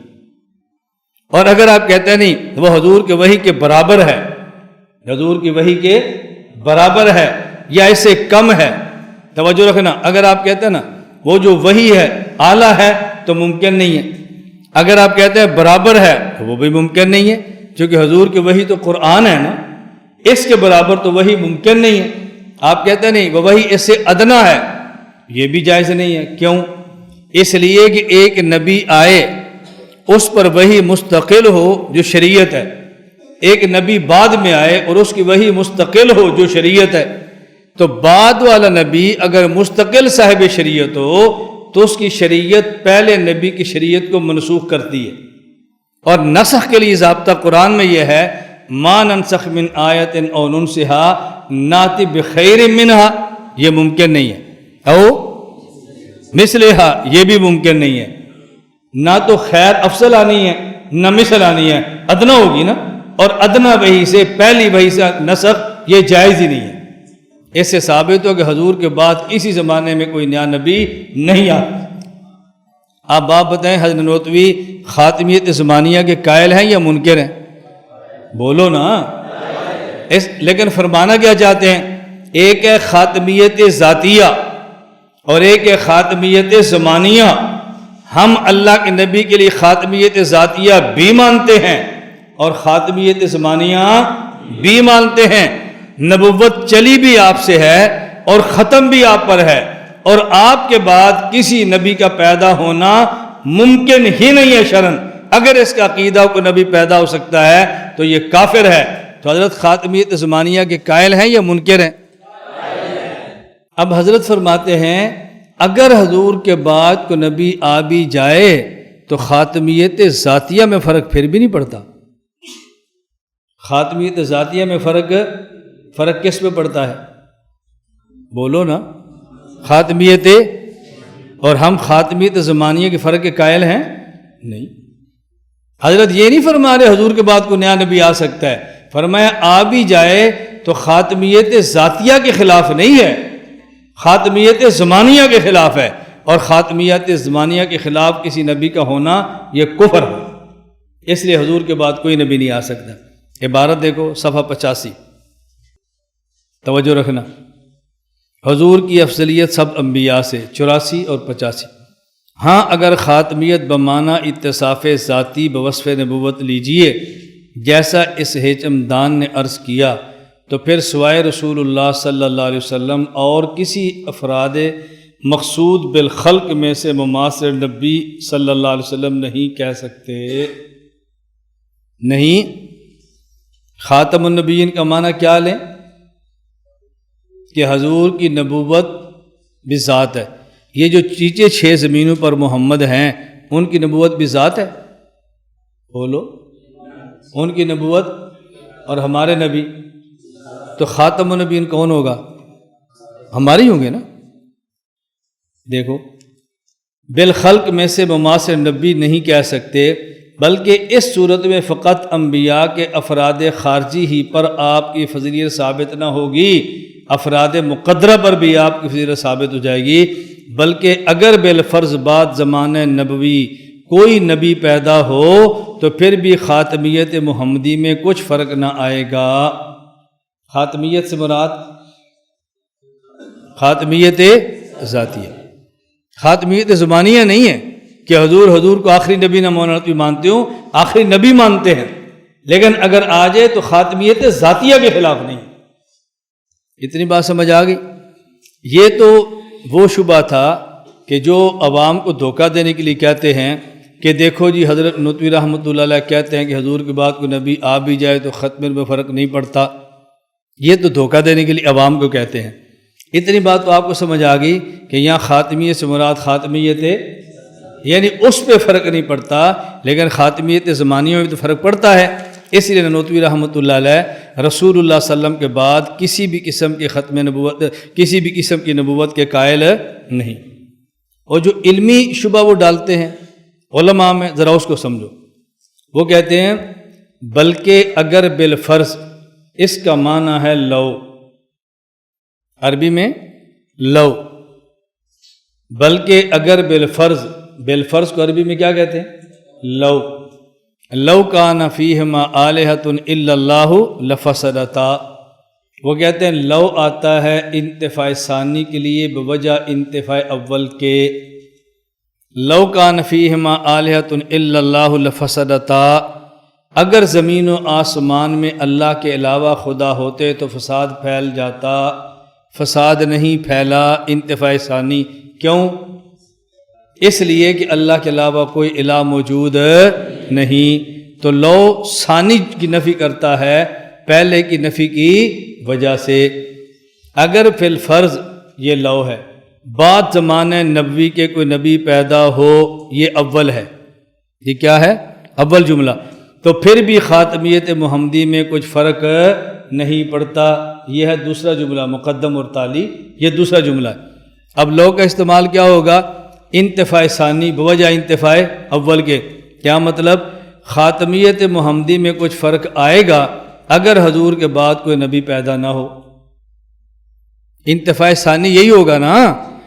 اگر بالفرض بعد زمان نبی کے کوئی نبی پیدا ہو، اس کی نفی کیا ہوگی؟ اگر بالفرض پیدا نہ ہو، خاتمیت محمدی میں کچھ فرق نہ آئے گا، اس کی نفی کیا ہوگی؟ خاتمیت محمدی میں فرق آئے گا۔ وہ کہتے ہیں مولانا قاسم نوتوی فرما رہے ہیں کہ حضور کے بعد کسی نبی کا آنا ضروری ہے، ورنہ خاتمیت محمدی میں فرق آ جائے گا۔ کیوں؟ اس لیے کہ اگر بالفرض ہے اور یہ لو ہے، اور لو کا ضابطہ ہے وہ آتا ہے انتفاع ثانی کے لیے بوجہ انتفاع اول کے۔ سوال سمجھ آ گیا؟ یہ علمی سوال ہے اور بڑا وزنی سوال ہے، جواب سمجھیں۔ ہم کہتے ہیں کہ آپ کو لو کا معنی ایک آتا ہے، حضرت کو لو کے معنی تین آتے ہیں۔ میں نے شروع میں کیا تمہید باندھی تھی؟ ایک لفظ کا معنی ایک ہو یا ایک لفظ کے معنی کئی ہوں۔ تمہیں معنی ایک آتا ہے، حضرت کو معنی تین آتے ہیں۔ شرح جامی میں ہے وَلَهَا اسْتِعْمَالٌ ثَالِثٌ، لو کا ایک استعمال اور بھی ہے، اور استعمال کیا ہے؟ یہ آتا ہے تاکید ثانی کے لیے بوجہ انتفاع اول کے، تاکید ثانی کے لیے بوجہ انتفاع اول کی مثال لو، میں ان کو کہتا ہوں لو اہنتنی لاکرمتک، اگر تو نے مجھے ذلیل کیا میں تیری عزت پھر بھی کروں گا۔ اب لو کیوں آیا؟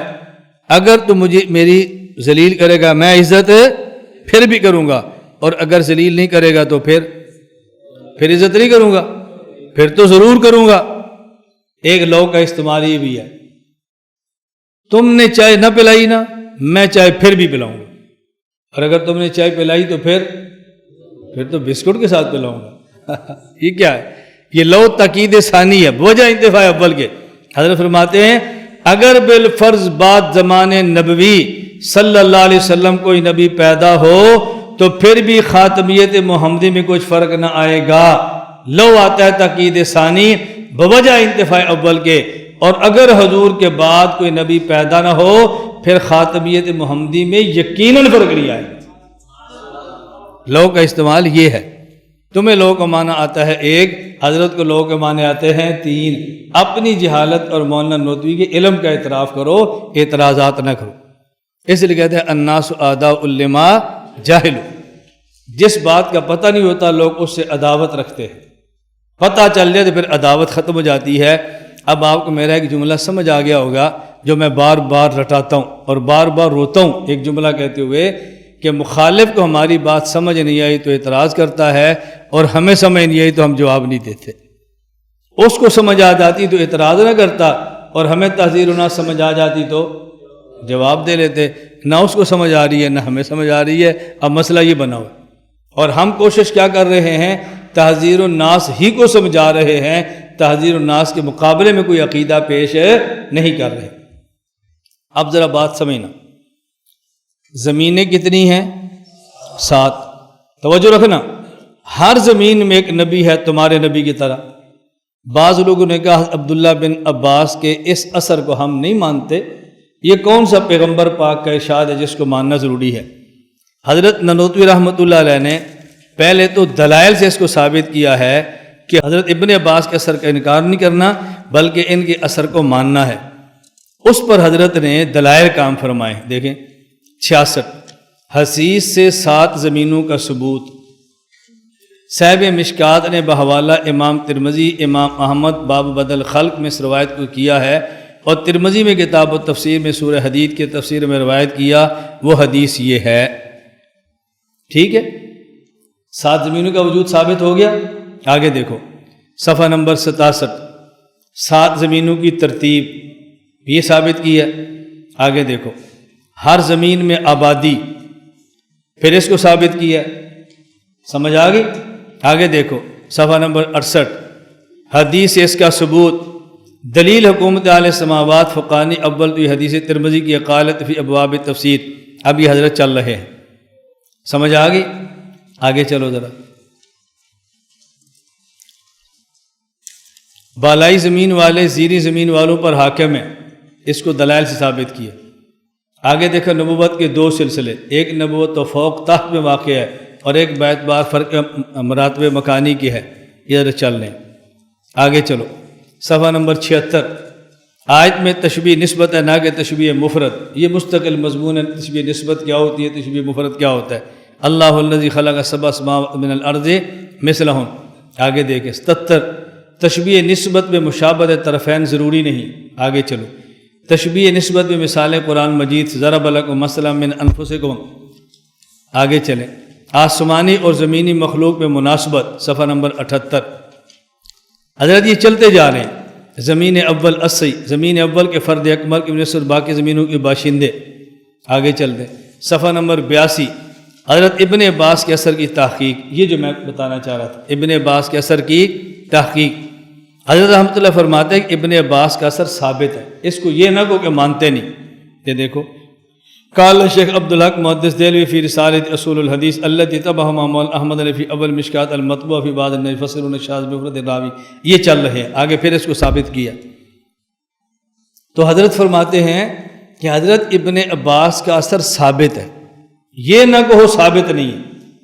باقی جو اس پہ اشکال تھا، صحابی پر آنے والے اشکال کو دور کرو، صحابی کے اثر کا انکار نہ کرو. سمجھ آ گئی؟ صحابی کے جملے پر آنے والا اعتراض اس کو صاف کرو، صحابی کے جملے کا انکار نہ کرو. جب ہم اس کا معنی کر کے اعتراض کو دور کر سکتے ہیں تو انکار کیوں کریں؟ اب حضرت فرماتے ہیں کہ زمینیں ہیں 7. اب سوال یہ ہے کہ جب ہر زمین میں ایک محمد ہے تو خاتم النبیین کون سے محمد ہوں گے؟ سمجھ گئے؟ جواب فرمایا کہ ہم نے خاتم کا معنی کیا ہے کہ جن سے نبوت چلی اور جن سے نبوت ختم ہوئی وہ کون ہے؟ ہمارے پیغمبر. تو ہر زمین میں محمد مان بھی لیا جائے تو خاتم النبیین تو ہمارے محمد ہی رہتے ہیں نا. اس میں اشکال کی کون سی بات ہے؟ بات سمجھ آ گئی؟ اچھا نمبر 2 حضرت فرماتے ہیں اگر ایک مکان 7 منزلہ ہو، ایک پہلا مکان، ایک دوسرا، ایک تیسرا، چوتھا، 5واں، چھٹا، 7واں، تو 7ویں منزل کون سی ہوتی ہے؟ سب سے نیچے والی یا سب سے اوپر والی؟ تو جب 7 زمینوں میں سے ایک سب سے نیچے ہے اور ایک ہماری زمین سب سے اوپر ہے تو آخری زمین وہ ہوگی نا جو سب سے اوپر ہے. تو جو محمد آخری زمین پر ہوگا وہی محمد سب سے آخری ہوگا. اس کا مطلب ہے کہ آخری محمد تو ہمارے نبی ہوئے نا. اب حضرت فرماتے ہیں توجہ سے بات سمجھنا. حضرت فرماتے ہیں اگر باقی 6 زمینیں نہ مانیں اور 6 زمینوں پر محمد نہ مانیں تو حضور کی اتنی فضیلت ثابت نہیں ہوتی جتنی 6 زمینوں پر محمد مان کے 7ویں زمین کے ہمارے محمد کو سب سے اعلیٰ ماننے سے ہوتی. حضرت فرماتے ہیں اسے تو ایک اور مسئلہ حل ہو گیا. وہ کیا؟ اللہ کے نبی خاتم النبیین ہیں، یعنی آپ کی نبوت ذاتی ہے. اس سے خاتمیت رتبی ثابت ہو گئی، خاتمیت ذاتیہ. اللہ کے نبی ہمارے آخری نبی ہیں، اس سے خاتمیت زمانی ثابت ہوگی. اور جب 7 زمینیں مانیں گے تو 7ویں زمین والے ہمارے نبی سب سے آخری نبی ہیں، اس سے خاتمیت مکانی بھی ثابت ہوگی. تو اگر آپ 6 زمینیں اور 6 زمینوں کے 6 محمد نہیں مانتے تو خاتمیت ذاتیہ اور زبانیہ تو ہوگی، اور جب 6 زمینیں مان کر 6 محمد مان کے حضور کو 7ویں زمین کے 7ویں محمد مانیں گے تو آپ کی خاتمیت مکانیہ بھی ثابت ہوگی، تو باقی 6 زمینیں ابن عباس کے اثر کے ماننے سے حضور کی شان بڑھتی ہے، کم نہیں ہوتی۔ حضور کی شان بڑھتی ہے، کم نہیں ہوتی۔ اب پھر حضرت ساری باتیں کرنے کے بعد فرماتے ہیں، صفحہ نمبر 82 دیکھو، فرماتے ہیں ہاں بوجہ عدم ثبوت قطعی نہ کسی کو تکلیف عقیدہ دے سکتے ہیں، نہ کسی کو بوجہ انکار کافر کہہ سکتے ہیں۔ یہ جو میں نے معنی بیان کیا یہ قطعی نہیں ہے، ظنی ہے۔ اگر اس کا کوئی انکار کرے تو میں اس کو کافر بھی نہیں کہتا۔ دیکھو، کیونکہ اس قسم کے استنباط امت کے حق میں مفید یقین نہیں ہو سکتے، احتمال خطا باقی رہتا ہے۔ البتہ تصریحات قطعی و ثبوت تو پھر تکلیف مذکور اور تکفیر مستور دونوں بجا، سو یہاں ایسی تصریحات درجہ قطعیت کو نہیں پہنچی، یعنی نہ کلام اللہ میں ایسی تصریح ہے نہ کسی حدیث متواتر میں۔ اس لیے میں اس کے انکار کو کفر بھی نہیں کہتا اور اس کے ماننے کو ضروری بھی نہیں کہتا۔ ہاں اتنا ضرور کہتا ہوں کہ اس سے رسول اکرم صلی اللہ علیہ وسلم کی فضیلت ثابت ہوتی ہے، اس لیے اس کے انکار کرنے کی ضرورت نہیں ہے۔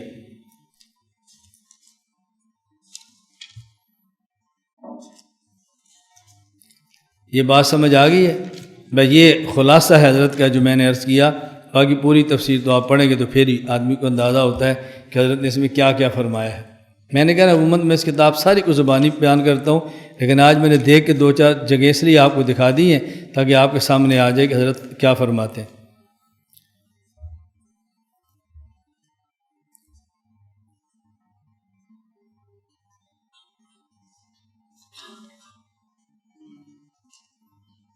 حضرت کے جملہ سنیں، صفحہ نمبر 94۔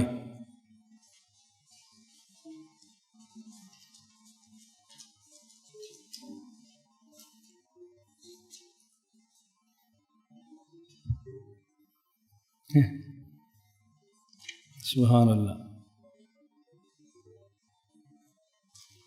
صفحہ نمبر 93 دیکھ لو۔ اب میں عبارت پڑھ جاتا ہوں، اللہ کر عبارت پڑھتے ہوئے آپ کو سمجھ آئے۔ خلاصہ بیان، بات اس تفصیل کے بطور خلاصہ تقریر، کیا لفظ ہے؟ چلے، دلائل عرض یہ ہے کہ ہر زمین میں اس زمین کے انبیاء کا خاتم ہے، پر ہمارے رسول مقبول عالم صلی اللہ علیہ وسلم ان سب کے خاتم۔ آپ کو ان کے ساتھ وہ نسبت ہے جو بادشاہ ہفت اقلیم کو بادشاہان اقلیم میں خاصہ کے ساتھ نسبت ہوتی ہے، جیسے ہر اقلیم کی حکومت اس اقلیم کے بادشاہ پر اختتام پاتی ہے، چنانچہ اسی وجہ سے اس کو بادشاہ کہا۔ آخر بادشاہ تو وہی ہوتا ہے جو سب کا حاکم ہوتا ہے۔ ایسی ہر زمین کی حکومت نبوت اس زمین کے خاتم پر ختم ہوتی ہے، پر جیسے ہر اقلیم کا بادشاہ باوجود ہے کہ بادشاہ پر بادشاہ ہفت اقلیم کا محکوم ہے، ایسی ہر زمین کا خاتم اگرچہ خاتم ہے پر ہمارے خاتم النبیین کا تابع۔ جیسے بادشاہ ہفت اقلیم کی عزت اور عظمت اپنی اس اقلیم کی ریت پر حاکم ہونے سے جس میں خود مقیم ہے اتنی نہیں سمجھی جاتی جتنی بادشاہان اقالیم باقیہ پر حاکم ہونے سے سمجھی جاتی ہے۔ ایسے ہی رسول اللہ صلی اللہ علیہ وسلم کی عزت و عظمت فقط اس زمین کے انبیاء کے خاتم ہونے سے نہیں سمجھی جا سکتی جتنی خاتمین اراضی سافلہ کے خاتم ہونے سے سمجھی جاتی ہے۔ مگر تعجب آتا ہے آج کل کے مسلمانوں سے کہ کس تشدد سے اور خاتموں بلکہ خود زمینوں سے انکار کرتے ہیں، تس پر ماننے والوں پر کفر کے فتوے دیتے ہیں یا سنی نہ ہونے کا اتہام کرتے ہیں۔ یہ وہی مثال ہوئی کہ نکٹو نے ناک والوں کو ناکو کہا تھا۔ خلاصہ مکنون خاطر منکرین، خلاصہ مکنون خاطر دل، مکنون خاطر دل کی تسلی کے لیے میں یہ بات کہہ رہا ہوں۔ خلاصہ مکنون خاطر منکرین اس صورت میں یہ ہوگا کہ رسول اللہ صلی اللہ علیہ وسلم کو اتنا عظیم الشان مت سمجھو کہ کافر ہو جاؤ، یعنی خلاصہ یہ کہ مجھے یہ کہنا چاہتے ہیں کہ حضور کو اتنا بڑا نہ سمجھو کافر ہو جاؤ گے، رسول اللہ صلی اللہ علیہ وسلم سے اتنی محبت نہ کرو، دیکھو سنی نہ رہو گے۔ سو اگر یہی کفر و اسلام اور یہ بدعت سنت ہے تو اس اسلام سے کفر بہتر ہے اور سنت سے بدعت افضل ہے۔ امام شافعی نے لوگوں کے مقابلے میں جو محبت اہل بیت بوجہ غلوب رفس سمجھتے تھے یوں فرمایا، ان کان رفسا حب آل محمد فلیشہد الثقلین انی رافض۔ اگر اہل بیت کی محبت کا نہ رفس ہے تو فرماتے پھر میں رافضی ہوں۔ اہل بیت کی محبت کی رفس کیسے ہو سکتی ہے؟ حضرت فرماتے ہیں ہم ان صاحبوں کے مقابلہ میں جو رسول صلی اللہ علیہ وسلم کے اس قدر زیادہ قدر سے کہ ان کے خیال سے 7 گنی ہو جائے، یعنی حضور کی قدر تو 7 گنا اور تم نے بڑھا دی ہے، برا جانتے ہیں قائلین ازدیاد قدر کو کافر یا خارج از مذہب اہل سنت سمجھتے ہیں۔ اس شعر کو بدل کر یوں پڑھتے ہیں، ان کان کفرا حب قدر محمد فلیشہد ثقلان انی کافر۔ حضور کی محبت کرنا اگر کفر ہے تو پھر تو مجھے کافر کہہ دو، میں اس کفر پہ راضی ہوں۔ یہ خلاصہ تھا حضرت رحمۃ اللہ علیہ کی بات کا۔ یہ بات سمجھ آ گئی آپ؟ حضرت نے جو بات فرمائی ہے نا، اور کئی انداز سے اس بات کو سمجھایا جا سکتا ہے۔ مثلا لوگ کہتے ہیں کہ حضور خاتم النبیین ہے، وجہ عام طور پر 4 وجہ بیان کی جاتی ہے۔ حضور اکرم صلی اللہ علیہ وسلم خاتم النبیین، اور وجہ 4 بیان کرتے ہیں۔ پہلی وجہ کہ چونکہ اللہ رب العزت نے آخری وحی قرآن کو نازل فرما دیا اور اس کے محفوظ ہونے کا وعدہ فرما دیا، اس لیے بعد میں کسی نبی کی ضرورت نہیں کہ آخری وحی آ بھی گئی ہے اور محفوظ ہونے کا وعدہ بھی ہے تو حضور آخری نبی ہے۔ بعض کہتے ہیں کہ حضور آخری نبی کیوں ہیں؟ اس کی وجہ الیوم اکملت لکم دینکم، چونکہ اللہ نے دین کو کامل اور مکمل فرما دیا، جب دین کامل ہو گیا اب کسی اور نبی کی ضرورت نہیں ہے، لہٰذا حضور آخری نبی ہے۔ اور بعض کہتے ہیں کہ اللہ رب العزت نے پیغمبر کے ورثاء علماء کو بنا کر دین کی خدمت لینی تھی، اس لیے حضور کو آخری نبی فرمایا تاکہ علماء میں وراثت نبوت جاری ہو جائے۔ نمبر 4، بعض نے کہا نہیں، حضور آخری نبی اس لیے ہے کہ کسی نبی کو اللہ نے آخری قرار دینا تھا، اگر کسی بھی نبی کو آخری قرار نہ دیتے تو ہر جھوٹا نبوت کے مدعے کہہ دیتا کہ میں نبی ہوں۔ کسی کو تو آخری فرمانا تھا نا، تاکہ فتنہ اجرائے نبوت کا ختم ہو جائے، اور اللہ نے حضور کو فرما دیا کہ آخری نبی ہیں، اس لیے آپ آخری نبی ہیں۔ اب حضرت کی تحقیق دیکھو، فرمایا جو تم نے 4 وجوہ حضور کے خاتم النبیین ہونے کی بیان کی ہیں، اس میں فضیلت حضور کی بالواسطہ ہے اور بقیہ کی فضیلت بلا واسطہ ہے۔ آپ نے کہا جی حضور آخری نبی کیوں ہیں؟ انا نحن نزلنا ذکر و انا لہ لحافظون، آخری وحی آ گئی ہے، اس کی حفاظت کا وعدہ ہے، اب نئے نبی کی ضرورت نہیں، لہذا حضور آخری نبی ہیں۔ تو اس میں تو وہی قرآن کریم کی تعریف ہو رہی ہے نا، حضور کی تعریف ہے لیکن بالواسطہ ہے کہ وہ قرآن اس نبی پر نازل ہوا، بلا واسطہ تو نہیں ہے۔ آپ نے کہا جی نہیں، حضور پاک آخری نبی ہیں، کیوں؟ دین کامل ہو گیا ہے، اب مزید کسی نبی نے آنے کی ضرورت نہیں ہے، لہذا حضور آخری نبی ہے۔ تو اس میں تعریف دین کامل کی ہو رہی ہے نا، حضور پاک کی تعریف تو اس وجہ سے ہے کہ آپ کو دین کامل ملا ہے، تو بلا واسطہ حضور کی تعریف تو نہیں ہوئی۔ آپ نے کہا جی رسول اللہ صلی اللہ علیہ وسلم آخری نبی ہیں، کیوں؟ اس لیے کہ کسی نبی پر تو نبوت کو ختم کرنا تھا تاکہ اجرائے نبوت کے فتنے کو بند کر دیا جائے، تو اصل تعریف تو اجرائے نبوت کے فتنے کے بند ہونے کی ہے نا۔ یہ الگ بات ہے کہ آپ کے ذریعے وہ فتنہ ختم ہوا تو تعریف آپ کی ہوگی، تو بلا واسطہ تعریف حضور پاک کی تو نہیں ہے۔ اگر کوئی کہتا ہے نہیں حضور پاک آخری نبی ہے، کیوں؟ اس لیے کہ علماء کو نبی کا وارث بنا کے نبوت کے کام کو لینا تھا، تو حضور کو آخری نبی بنا دیا تاکہ علماء وارثان نبوت بن کے نبی کا کام کریں، تو اس میں تعریف تو علماء کی ہوئی نا۔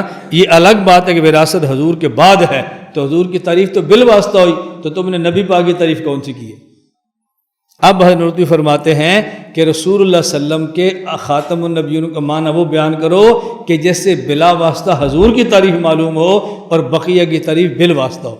اس لیے میں کہتا ہوں کہ ہمارے پیغمبر خاتم النبیین ہیں، یعنی آپ کی نبوت ذاتی ہے، باقی انبیاء کی نبوت بالعرض ہے، نبوت آپ سے شروع ہے، آپ پر ختم ہے۔ اب حضور کا خاتم النبیین کا جو معنی ہم نے بیان کیا، اس میں بالذات حضور کی تعریف ہے اور بالواسطہ اوروں کی تعریف ہے۔ یہ ہیں مولانا نانوتوی رحمۃ اللہ علیہ کے علوم۔ اللہ ہم سب کو حضرت کے علوم سمجھنے اور پڑھنے کی توفیق عطا فرمائے۔ تو میں نے آپ کے سامنے بات کیا کی تھی، ایک لفظ کے معنی کئی ہوتے ہیں، لوگ ایک معنی جانتے ہیں اور بڑے 3 یا 2 جانتے ہیں، تو ان کے سامنے ایک معنی ہوتا ہے، ان کے سامنے 3 ہوتے ہیں، اس لیے ان پر اعتراضات کر گزرتے ہیں، اور جب ان کی پوری تحقیق سامنے آ جائے تو اعتراضات کے دروازے بند ہو جاتے ہیں۔ یہ میں نے ایک خاتم النبیین کے معنی بیان کیا ہے، باقی تو بہت ساری مثالیں اور بھی موجود ہیں۔ حضرت مولانا قاسم نانوتوی رحمۃ اللہ علیہ کے ہم بچے علوم اور کتابوں کو کیسے سمجھیں؟ آپ حضرت کے بیٹے سے حضرت کی کتابیں سمجھو۔ ایک بچے کو آتی ہو اور ایک کو نہ آتی ہو، تو جن کو آتی ہے اس بچے سمجھیں جس کو آتی ہے، اس میں اشکال کی بات کون ہے؟ استاد جی کتاب تحذیر الناس کی اردو شرح تحریر فرمائیں. دیکھیں ایک تو ہمارے مکتبے میں ہے جو آپ نے لی ہے نا اشکالات کے جوابات، مولانا اسحاق صاحب نے محنت فرمائی، اس کو لے لیں. باقی دعا فرمائیں. ہماری خواہش بہت ہے کہ ان کتب کو آسان انداز میں تفصیل کے ساتھ بیان کر دیا جائے. جس طرح عقیدہ تحاویہ ہوا تو ہماری خواہش ہے کہ عقیدہ تحاویہ کا جو سبق ہے وہ شرح کی صورت میں لکھ دیا جائے. اب عقیدہ تحاویہ کھل جائے گا. اسی طرح المحنت کا میں نے جو تفصیلاً سبق پڑھایا ہے وہ ہماری خواہش ہے کہ المحنت کا تفصیلی سبق المحنت کے نیچے آ جائے تاکہ المحنت کھل جائے.